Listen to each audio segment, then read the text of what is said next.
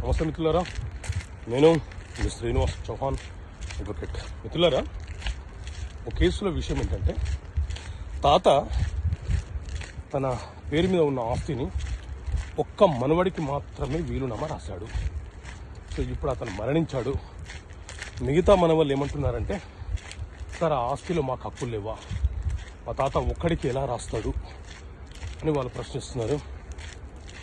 మిత్రులారా, ఎవరైనా సరే ఒక వ్యక్తి తన కష్టార్జితంతో సంపాదించిన ఆస్తి తన వద్ద ఉంటే ఆ ఆస్తి మీద అతనికే పరిపూర్ణమైనటువంటి హక్కులు సంక్రమిస్తాయి.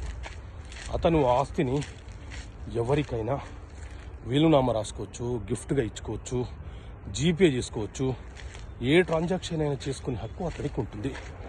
అతను మరణించిన తర్వాత ఆ వీలునామా చెల్లుబాటు కాదు అని అంటే అది చట్ట ప్రకారంగా సమంజసమైనది కాదు.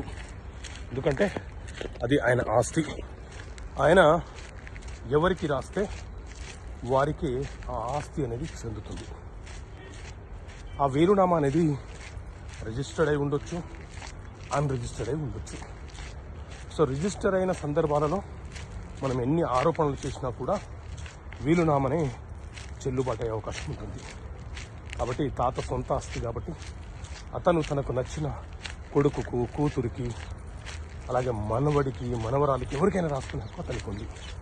సో ఇలా చట్టపరమైన బేసిక్ అంశాలు మీకు తెలియపరచడానికి చట్టపరమైన సమస్యలకు పరిష్కారాన్ని పుస్తకాన్ని తీసుకొచ్చాము.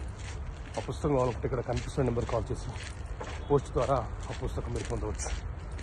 ఓకే మిత్రులారా, థ్యాంక్ యూ. జై హింద్.